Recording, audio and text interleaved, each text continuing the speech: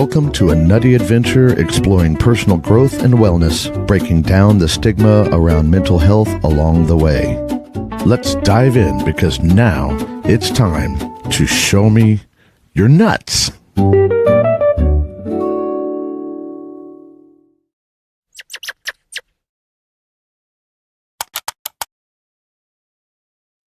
Good morning, nutty people. It's Thursday again, so you know what time it is. I'm going to do a little bit of a different introduction today, though. So if everyone could get in whatever spiritual position you would like to be in, whether that's bowing your heads, clasping your hands, holding your hands up, doing a handstand, laying down with one foot up, whatever works. So, in the words of the Right Reverend Doctor of Brilliance and Music, dearly beloved, we are gathered here today to get through this thing called life. Electric word, life. It means forever. And that's a mighty long time. But I'm here to tell you there's something else. The after world. A world of never-ending happiness. You can always see the sun, day or night. So when you call up that shrink in Beverly Hills, you know the one, Doctor, everything's gonna be all right. Instead of asking how much of your time is left, asking how much of your mind, babe, because in this life, things are much harder than the afterworld. You're on your own. And if the de-elevator tries to bring you down, go crazy and punch a higher floor. Those surviving in Minneapolis know that his spirit is still watching over you. And the awakening of change is here because of you, for you, and with you. We are here for you and with you. Those of us who are in other places are shining that light that the Right Reverend Prince spoke about. Thank you for giving me the opportunity to open this show slightly different than usual in honor of those brothers, sisters, cousins, neighbors, humans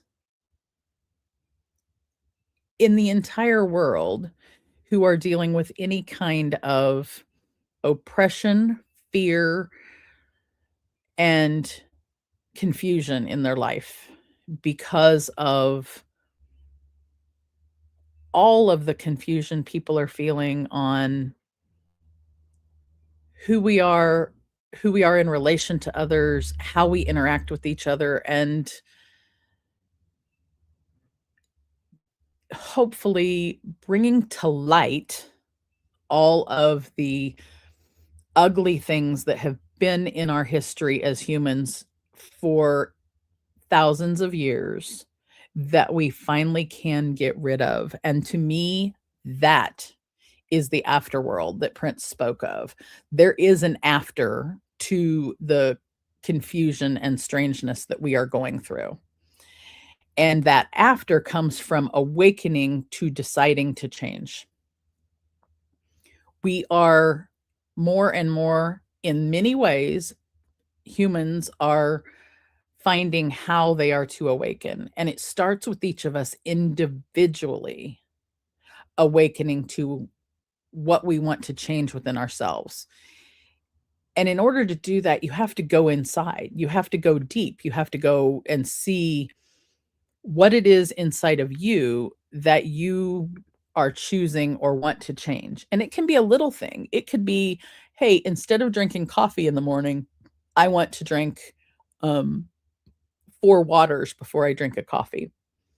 Or instead of going to bed at 1 in the morning, I want to go to bed at 11. It's little things. And sometimes for some people, those little things are really, really hard. In fact, for all of us, but different little things are hard for each of us. I was just speaking to a friend who we were talking about finding some technology and navigating it, and they were having Techxiety. And I recognize Techxiety very quickly, but I also navigate it differently than others. And I know that others have extreme challenging reactions to lots of tech coming at them at once. And to me, it energizes me. So we each have different reactions to things. And so with that, and with some major excitement, I am bringing on a guest today that is going to help us navigate and look at little things in energy and spirituality. And we're going to talk about that awakening to what you want to change and how to do it. So with that, I am going to welcome our guest as soon as this is over.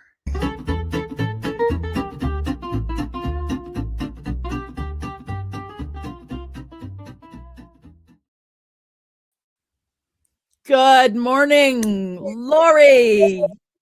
Hi there. So glad to be here. Welcome to Show Me Your Nuts. And you are the first live guest of the year, of the season. And we get to show off our nuts in front of everybody. You know, I've been doing it for years. Oh, how are you doing this Thursday morning?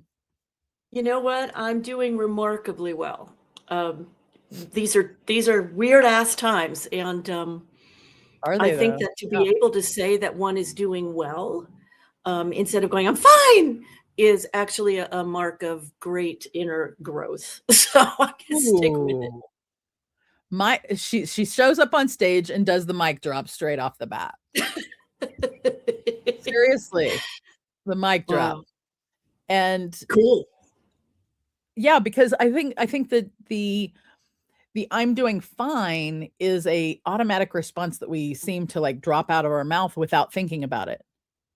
And the thing is when somebody asks how you are doing, they want to know like how you are right that moment, not some like standardized answer like I'm fine. Are you sure they want to know? Because that's the other thing. Well, there we go. There we go. No, I was just going to say, and when I ask, I do want to know, but then again, that's bullshit. I'm calling myself out on my own shit. Because yeah, there's time, we're also conditioned to ask people how you're doing without actually wanting to know. Yeah, now, you're right. When I asked you just then, I definitely did want to know. And I'm glad to hear that you're doing well. Because to me, that we're going to go down the word search today. What does well mean to you? Oh, what a great freaking question. And we haven't even gotten into the hot nuts yet. Oh my God, this is a pretty hot nut, I gotta say.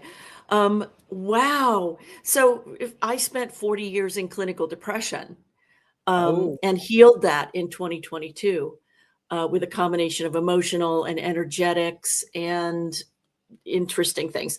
Actually healed that. It was 22 also. Why?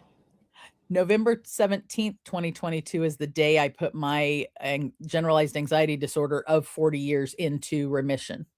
Stop it. Really? Yep. What time period of the year was yours? What time period of the year did your depression go into remission? July. It didn't go into remission. It stopped. I rewired gone. My brain. It's gone. Oh, I rewired mine too.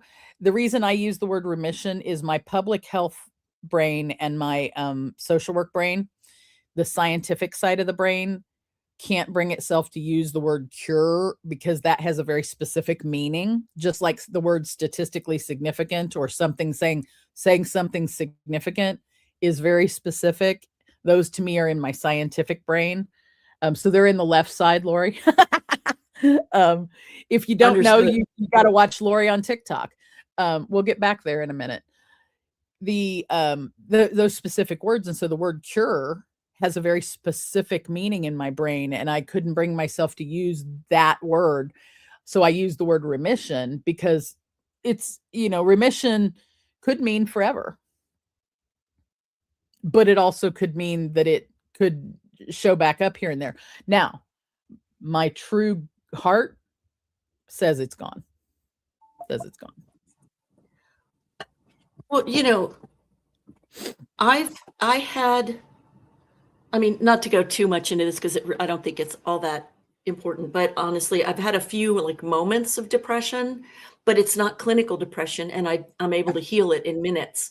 It's not like, and it's just not the same thing. Like one was because of medication, and it's like it's very situationally specific. It's not the groove in my brain it's gone. It's been shifted deliberately. Well, and I would say that I know for my anxiety disorder, generalized anxiety disorder is inappropriate, unwarranted, or excess anxiety, right? Yep. And the process I used called mental emotional release, otherwise known as timeline therapy, created by Dr. Tad James and then refined by Dr. Matthew James, who was my teacher. And I was literally in the process of the training and that's one of the things I chose. It wasn't actually, I didn't choose anxiety disorder for my, my session. I chose something else, but in the process, it took away the anxiety disorder, which is so wild. I love it. Yeah. I mean, it's a combination of your unconscious mind, which in my personal thought is our unconscious mind is then we go from our conscious mind, which is like what we see and know here, what we think is reality. Right. And then you've got your unconscious mind, which runs 95% of our day. And it's, a part of us also, but then it's connected to our higher self is the next connection, which is kind of ethereally in a way outside of ourself, but not outside of ourself, because it really isn't. It's, and that's the part that's connected to what I call quantum or the outside. And the work I did literally was in the unconscious mind and then the higher self. Instead of conscious mind, things like CBT, and as a therapist, I'm going to put quotes around that simply because things like, don't get me wrong, CBT, DBT, EMDR, those things, those kinds of quote unquote traditional therapy, clinical therapy things, they're helpful. They do work, but not if they don't work unless you get rid of what's underneath. And the timeline therapy gets rid of the negative emotions, limiting beliefs, and baggage that's underneath it. Now, before you even get to that point, though, you have to, before you get to getting rid of the baggage, there are 2 steps you have to take before that. And the first step is deciding you want to change, which is what we've been doing this 6 weeks. And then starting next week, we're going to talk about the next thing you've got to do. The next 6 weeks, we're going to talk about the next chunk that you have to do, which is taking responsibility for your own shit, which means you have to take responsibility for your part in the thing. Then you can work on getting rid of the baggage. And then after that, you can create your future or do SMART goals or visualizations or things like that. And the reason visualizations and SMART goals fall off and don't work after a while, or they're not completely effective, is because you have to do those other 4 things first. Well, I'm fascinated as ever with first of all, your very technical approach to things, because I do that too. Like I want to take personal growth, and I do take personal growth and make it actual and real. Like spirituality should not just be another dogma.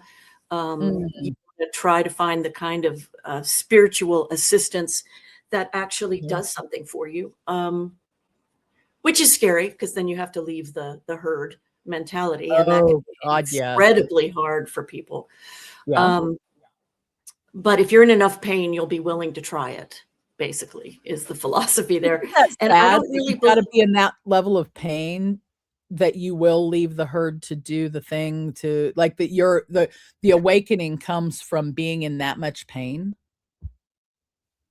It's the way it is, and I don't like it. And if I had a talk with God face to face, so to speak, I would be like, what the hell were you thinking? But but I don't have answers like that level of whatever. I don't have, but I do want to say something about what you just said before, because I don't believe in the subconscious. I don't believe in the unconscious. What I mean is, are there things that you don't know about yourself? Absolutely. Are there things that you didn't know you were thinking? Absolutely. Are there things you didn't know? Blah, blah, blah. Absolutely. But the problem with focusing on that is that then you are giving yourself an out. You're going, well, I can't be conscious of this because I didn't know. And I prefer, right? I prefer to say, and this has been my experience, that the doorway into what I don't know is right freaking in front of my face, in your face, everybody's, it's how you feel.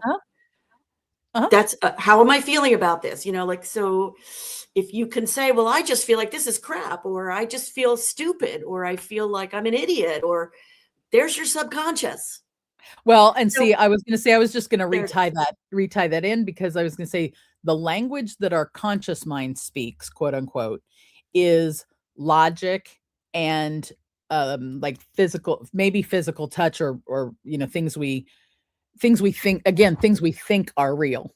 And you and I kind of touched on that earlier this morning, but maybe we'll come back around to that, is that we think this is reality. But our what I call our unconscious mind is the language it speaks is pictures, stories, and senses, which is feelings. So 100%, our feelings, our emotions, and what you see, what you hear, what you feel, what you taste, what you smell, anything that, when you can attach to those pieces, that's when it's you know that it's your quote unquote unconscious mind that's working. And that mind is not mind like brain. That's mind like your entire body. It's your being. It is your senses and things. And so I think it might be semantics or perspective. I think it's semantics maybe, because really I think we're talking the same thing. And because when you can get to where you feel about it, or even somatics where you feel it in your body, because I have found also when you really can get to where you feel a thing in your body and describe the thing, and you can actually literally, you can get to the point where you can move it around and you can transmute it. And when you can get to that point, you start really tapping into your own power to not only, well, it's past taking responsibility for your own shit, because first you got to realize, what did you do to put yourself in that situation? That's what I mean by taking responsibility. But the when you can then also take it from there and transmute it by figuring out what feels what in your body and what you do with it, that's when it's powerful AF. You know? Transmutation is what this journey is supposed to be about. Like when we are functioning outside of a place of survival or triggered, you know, abuse or whatever, when we are really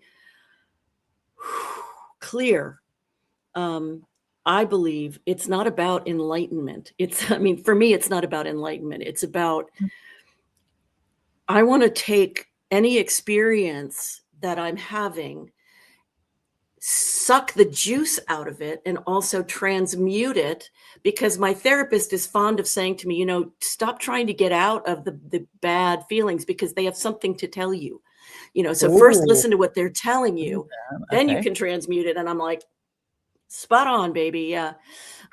Because so my whole thing, them, you've got to experience your feelings, your emotions, your senses, your feelings.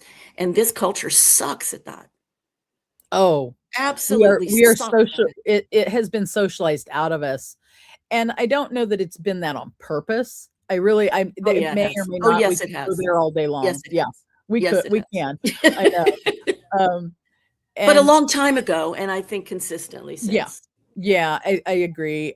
Because I think also that the things that the things you and I have talked about, um, is is it's partially a resurgence of some of ancient knowledge, and um I'll call it traditional science, meaning you go back far enough, any of us are indigenous to somewhere, and those groupings of people knew more of this from they knew because they paid attention to their feelings, they paid attention to their senses, they paid attention to patterns. And what's funny is them doing that is what birthed what we now call science, which I'll call Mhm, Western science. That mhm, birthed it, but it mhm, also, after it birthed it, then the Western science wanted to cut off the traditional science, mhm. which is weird. Right. And it's gone back and forth with that. Because if you figure about 100 years ago, people like Tesla knew some shit. And then Oh my some of that God. shit just kind Yes. of disappeared. They knew it, and then like just when they were getting ready to tell people about it, it's like, oh nope, that's not going to happen. I think we're at a different point this time, though. This time we've got this volcano of negative, all the bad stuff in humanity that has come up. And I call it a volcano because then volcanoes can have cracks in it and things can start seeping out.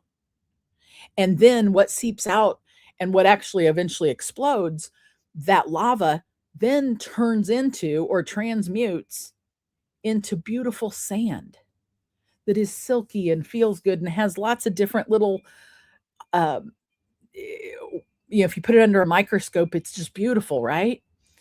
Hmm. And so it turns into this other thing. And I think we're at the point where the volcano is huge and it's getting ready to blow. And by blow, what I mean is showing everybody all of the bad so that we can get to what I was saying earlier with Prince of the afterworld, because there is an after of all this.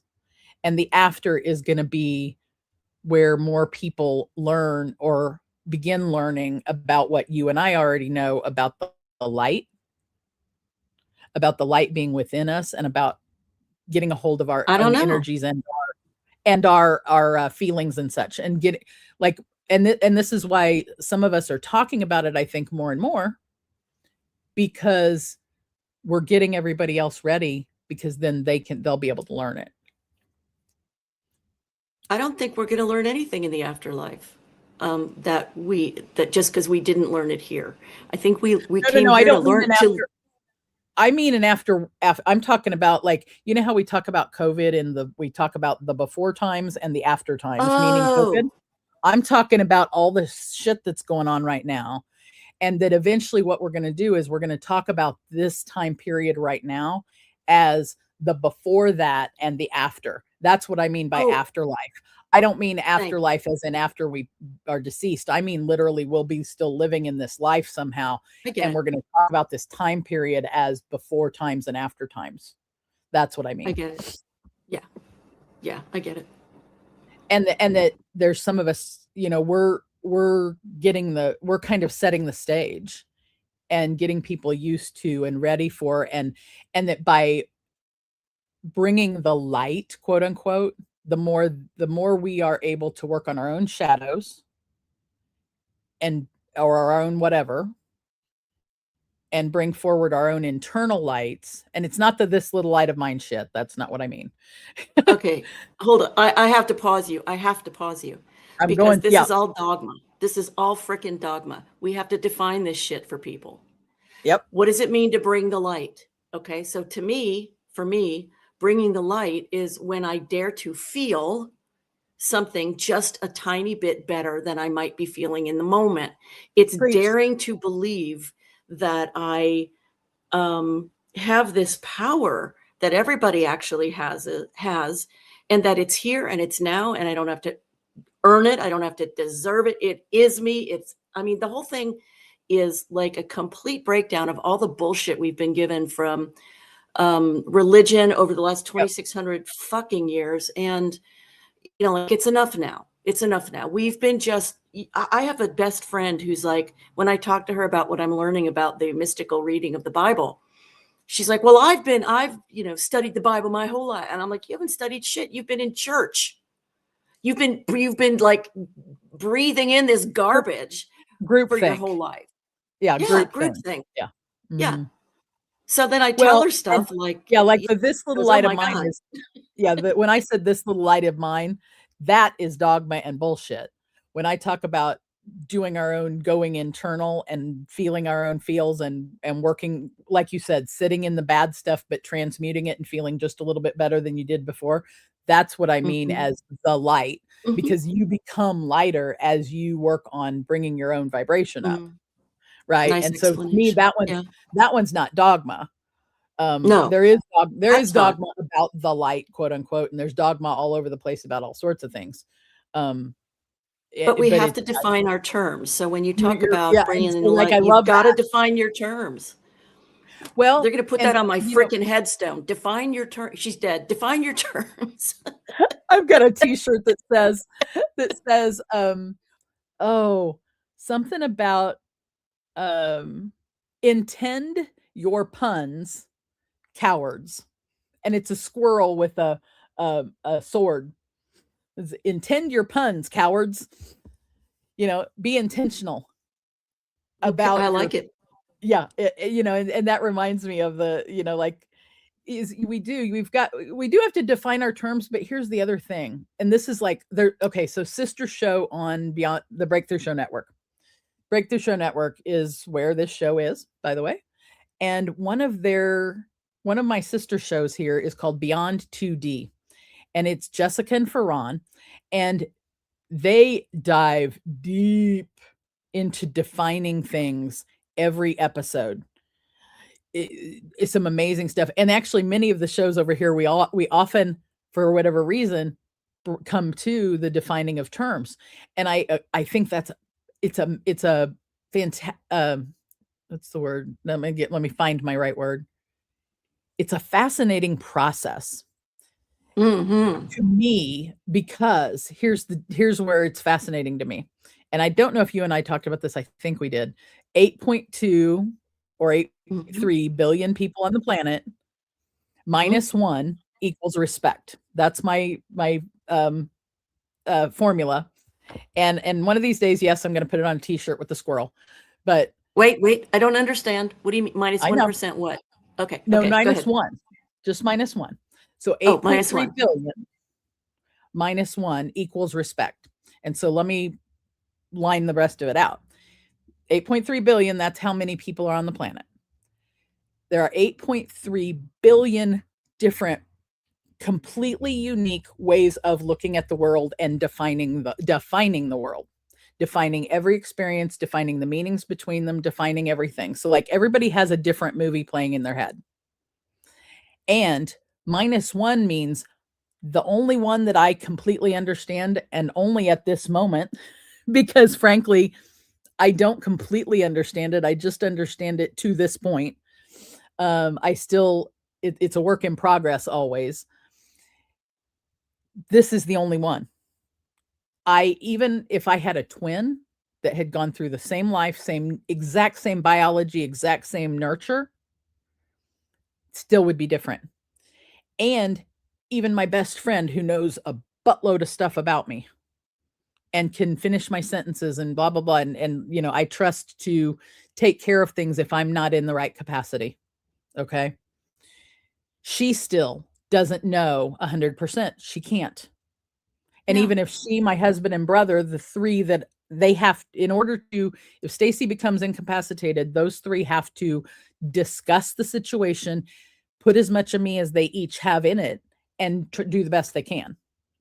They will never have Squirrel Wrangler. It's just not possible.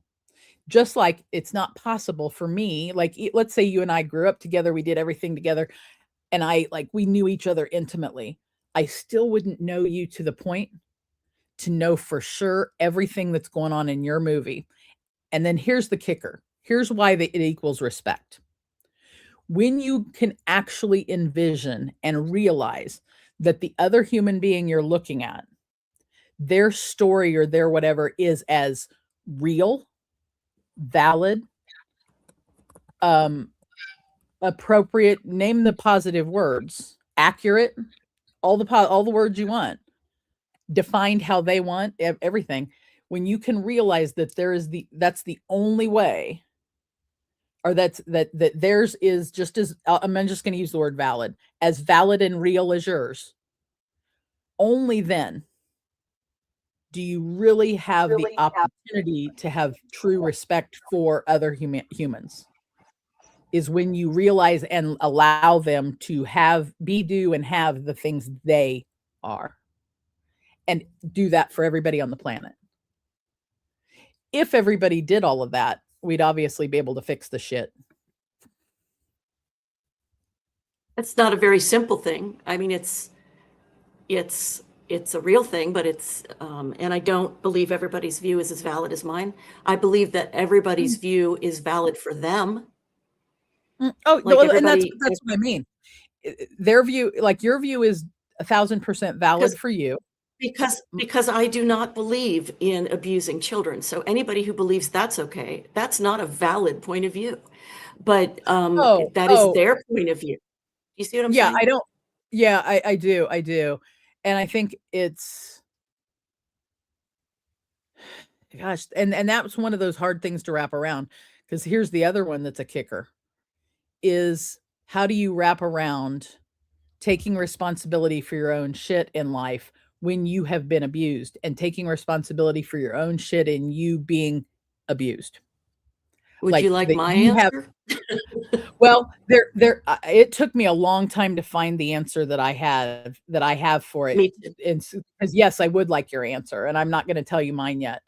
But there is an answer of how you can take responsibility for your own shit, even though you've been abused, even if it was done to you as a child. It's weird. It's got to wrap your head around it, but it is weird. It's a very intense thing to approach, and if you are just fresh out of it, or you're still in it, Absolutely. don't ask that of yourself. Don't ask that of yourself. Absolutely. That's not a fair thing. No, do not ask that of yourself. You're not ready. No. You're not ready. No. Instead, what you want to do is get out of the survival mode. You want to get away from the person or whatever it is you need to do to give yourself the care, the consideration, the compassion that will allow you to heal and find whatever you need to find. It really doesn't matter. You need a therapist, that's great. You need a preacher, go find a preacher. Whatever you freaking need, you know, like, kind of like Maslow's hierarchy of needs. It is completely, yes. You've got to have like food, water, shelter, safety. Like the basic needs are what, absolutely. It's not until farther in the journey that you get to where I'm talking about. Now the abuser themselves, they need to take responsibility for their shit. Although often they are abused. I don't want to go there right now. I want to stick with where we are, because it's really important to follow this train of thought. So I was given a bunch of money when my dad passed. My mother had passed when I was 21, and he passed when I was in my 40s, and left me a bucket of money. And it wasn't like millions of dollars, but it was still more money than I at that time could ever imagine having. And then I did not spend it frivolously, but I spent it. I went out west. I decided I'm going to become, a jazz singer, an artist, an actor, because I'd already been doing that in Ohio. And I'm like, I can't make it here. So that's an erroneous assumption, but I went out there. And then by the end of 11 years, I went broke and homeless. So in the middle of that trauma, in the middle of that incredibly hot, every moment shame that I felt. Incredible shame. I can feel that heaviness when you're talking. I can feel it. So intense. And at the same time, I was exercising my pride to make sure that I wasn't doing what my emotions wanted me to do so freaking desperately, which was go save me, go to friends and go save me. Like, no, you're going to be, You're going to be better than that. You're going to figure this out. You're going to get the help you need, but you're not going to be like an anchor going, I can't do anything and whatever. So it was a really big period of growth, of amazing growth. And so at that time, there was no way that I could understand what I now understand, which is that from the time I was a little girl, I mean, I was raised in a sort of a quasi upper middle class home. I didn't want for anything. And yet I've been afraid of poverty my entire life. Until now. Like, I'm not terrified now. But no, you've been there, done that. No, right. Nobody wants to go broke. But what I know now about that, looking back, first of all, on a very human level, I know what to do if that happens. I know who to get help from. I know that I've been there, done that, and I can, I just, it's a whole different place to stand in relationship to it. And the other thing is that I believe that on a spiritual level, my soul decided it wanted to do that. And I was trying to think at one point, why would my soul want that experience? And I think, because I remember as a kid thinking, or not as a kid, but as a young woman thinking, I want to be able to make my own living and not build on my parents' money. I actually thought that. Wow. And I thought it a number of times throughout my 20s. And then there I was in my 40s, or my 50s, actually. It was 55 when I went broke and homeless, physically broken at the same time, emotionally broken at the same time. It was like a perfect storm. Oh my God. So I had to restart my life at 55. And I did that. And this is why I can so strongly say to people that there is nothing that can necessarily stop you. If you can persevere, if you can feel, if you can reach out for help, if you cannot give up on yourself, then you can move forward. You can change everything. If you can find that one spark of hope is kind of what I just heard you say in a way. Find and follow the hope or follow the joy. I wasn't following hope though when I started. Yeah. I was being just freaking what's the word I'm looking for? I was like, you know what? If I'm going to end up old and broke and living on the street, then I'm not going to get there without fucking fighting. I'm going down fighting.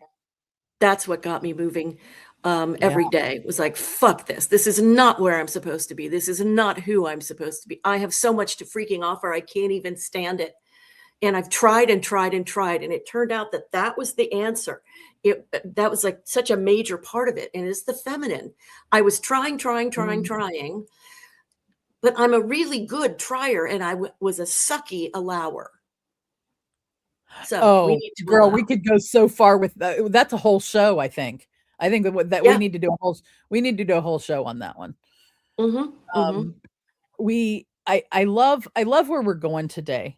And this is one of the reasons I love Show Me Your Nuts, because though I have kind of there's a cadence to the shows. There's a quote unquote planned idea, but I also love, just like so those of you in the audience who's ever been to my weekly coffee, and if you haven't, why not?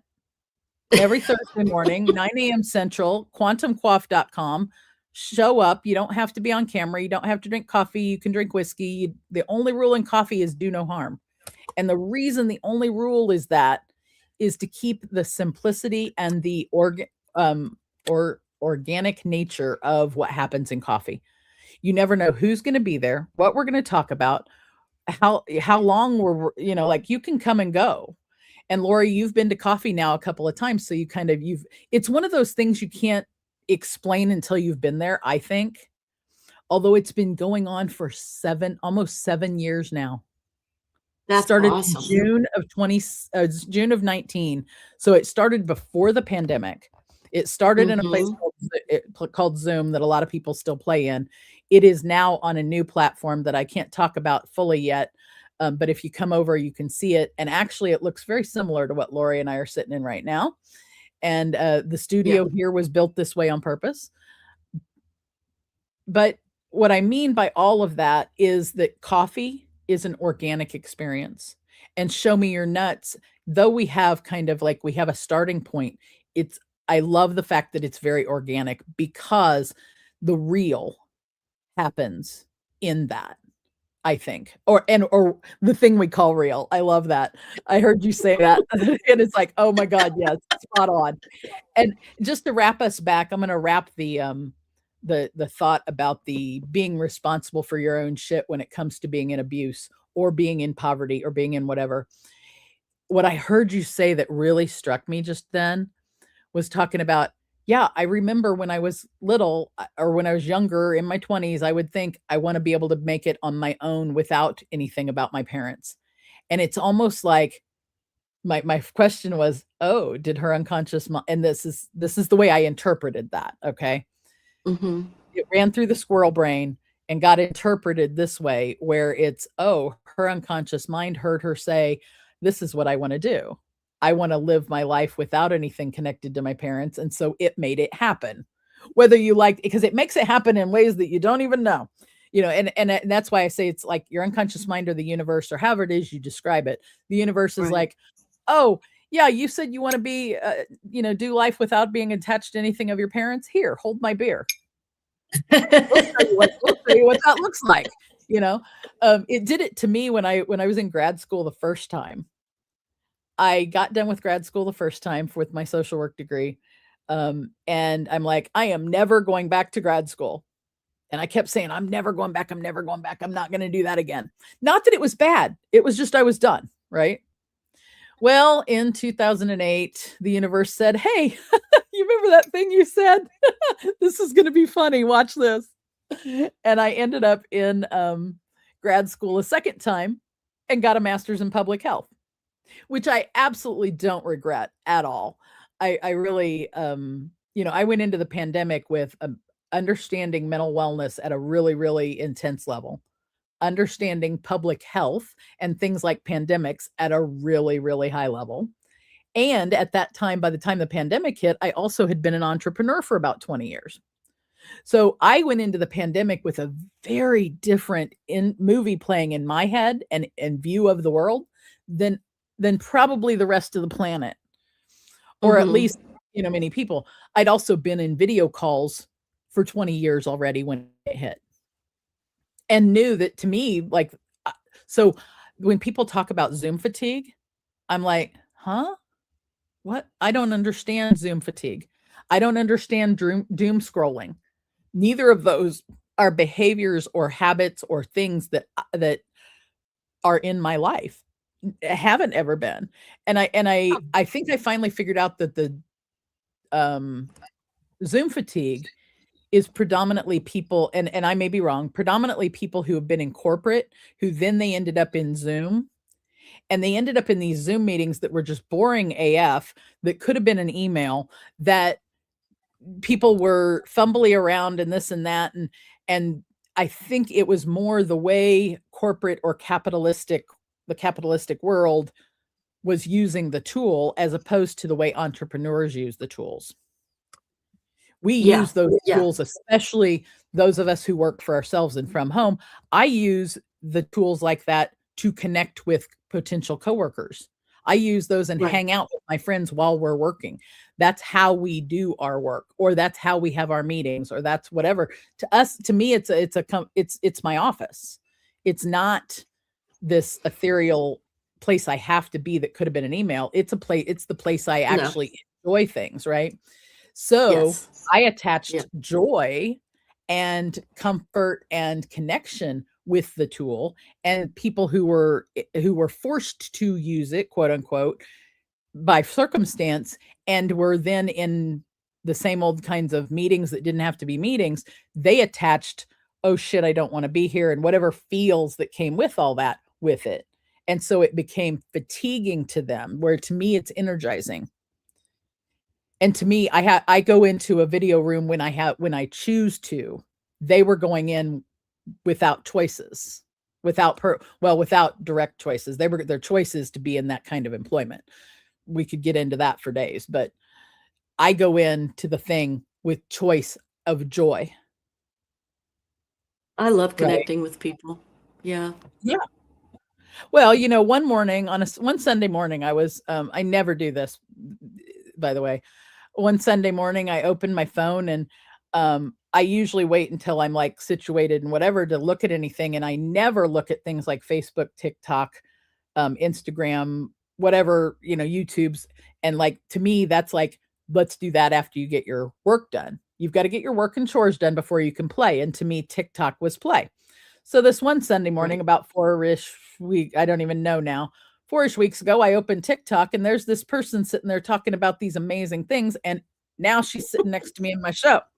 You guys meet Lori from the Goodbye Good Girl Project. And if you do not follow her on TikTok, you must. Hopefully, if you're anywhere near the chat, you could drop your information to get to Lori is in the description of this if you're watching replay. But I not only watched her, I carried Lori around my house that day, watching her. She energized me so much and I found joy in the TikToks and realized that it's okay to do something like that, quote unquote, before your work is done or your chores are done. And that was only one of the lessons you taught me that morning, girlfriend. Only one. I've got to say thank you, and I've got to ask you a question because I know what I love about me, and it's taken me many years to be able to even say that there are things I love about me. But what I'm always curious about is what is impacting other people. And I usually can't ask, but I'm going to ask you. All right. What's working? I think the first thing that I found, and this is like the older I get and the more I get in touch with my own abilities or what my intuition gives me, is the intuitive hit I got from you that morning was the feels and the energy, which is so cool that we're talking about feels, right? Nice. Yeah. I felt your energy and I was like, I want to watch more of this because you're real. You like 4-letter words like I do. You you see through the BS of the dogma. I do. While also seeing through it to the absolute fascinating, beyond words view of the I'll call it anything spiritual outside of the dogma, however you want to describe it. Because I think we all, again, like we said, we all have different movies playing in our head. The way yours plays and the way you describe it, I love hearing. And I love that this is something you just did this morning, is wait a minute, let's define our terms. And the define our terms, it's not because your way you define it is better than the way I define it or any of that, whatever. It's, hey, let's get on the same page. What are we talking about? Like, what are we even talking about? Yeah. Well, is let's get on the same page about what we're talking about. Right.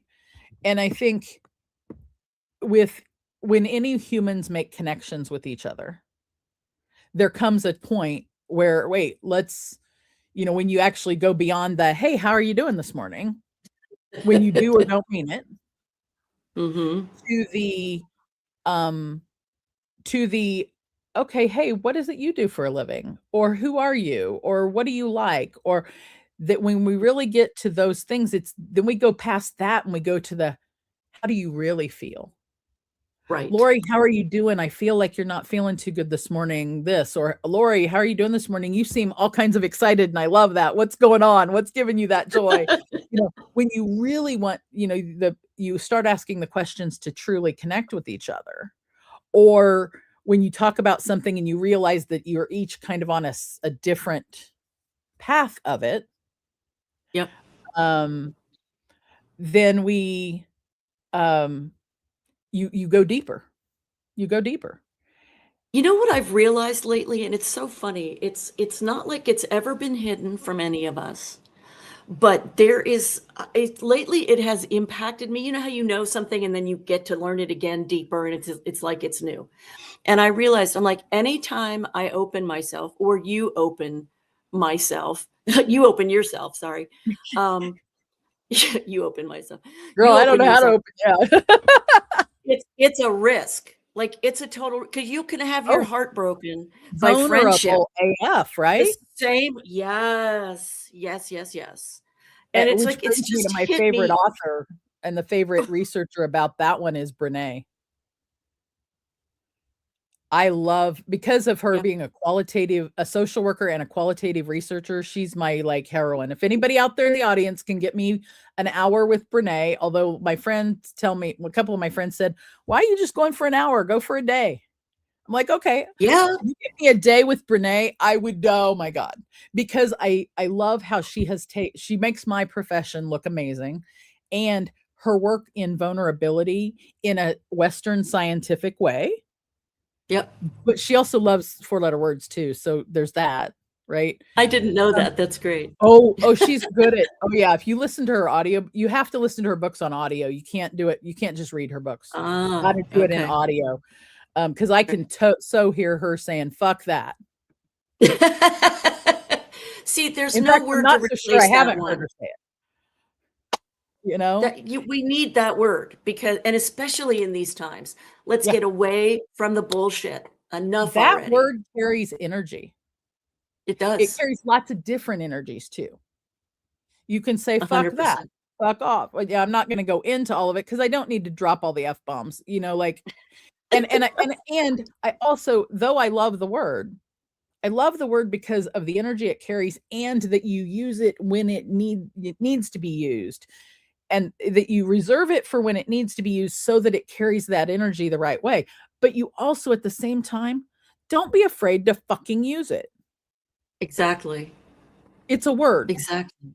George was right when he talked about the 7 dirty words. And I was right when I looked at TikTok that morning and got to meet my amazing, beautiful guest, Lori. I've loved where we traveled today, showing off our Me nuts. too. And really we did talk about awakenings to change, because you talked about your story, and I think that story is so powerful in an awakening of change. I didn't even have to go through the hot seat questions. We went there, right? I And love it. your powerful story of awakening to the change that brought you to where you are now, I loved Mhm. that. It was vulnerable to share it also, and I want to tell you thank you for that, because sharing it not Well, only in general, but sharing it on this show, I hope that I was able to hold the right space for you in that. That's you were and great. so anybody who hasn't followed her, look in the descriptions and in such, and find and follow Lori. You may find me in the audience or on the TikToks. You may find us on some more TikToks from either of our sides or on Substack. And Lori, Yep. I'd love to have you back on Show Me Your Nuts sometime. Yay. I'd love to be back. So Come that's back fantastic. anytime. And I love having you in coffee too. It's been a joy. So everybody, we'll see you next week. And next week, we're going to start really digging into the taking responsibility for your own shit, which Lori got into a little bit. And some of it is decisions we make before we get to this life. Because I think that's the ultimate responsibility for our own shit, is when we decide we want to do something, then we get here and we go, huh? What? And then we realize we've decided to do it before we got here. Right. And, and then you go, oh, okay. So it's not really real. It's just what I decided I wanted to do. Which is hard if you are been sexually abused, because It's you're like, I did not need that. Which is exactly why you don't need, that's not the first part of the journey. Absolutely not. The first part of the journey is and because you also brought yourself here so you could feel and learn that safety and security that you needed to learn. Yes. You brought yourself here to learn the healing that you are in, which is why the healing is not rushed. It is gentle. That hit comforting. me. It is. Yeah. It's Because I know I always wanted my healing to be really fast, and hell yeah. that's not how it works. Not the first of it. The first of it is the gentle awakening that you are ready to go. This isn't, and then it's the journey. Now, after that, things can happen fast at different points. You can go fast and slow, probably almost kind of like losing weight, but that's a whole different show. Letting go of your nuts, that's a whole different show. So, Lori, thank you again for coming and being a real squirrel with me, showing off your nuts, and help, you guys go over and watch Goodbye Gird Girl Project.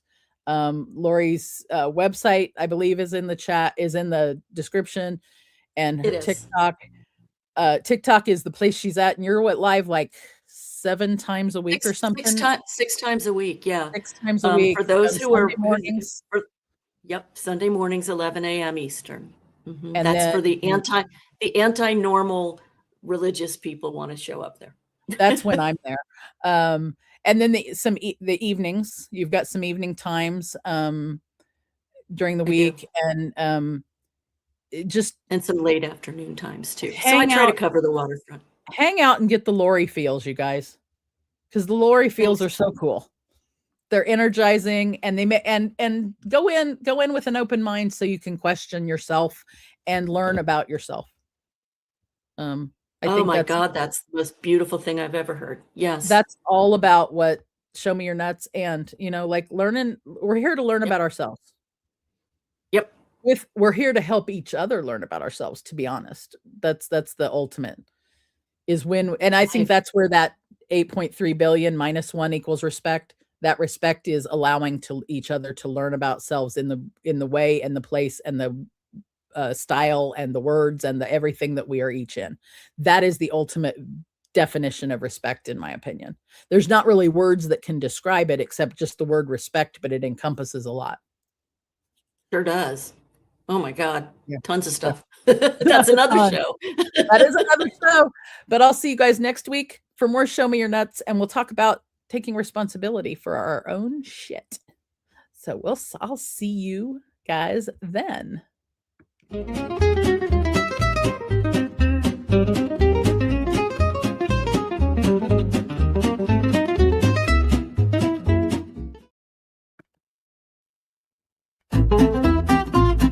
Thank you for joining us on this nutty adventure.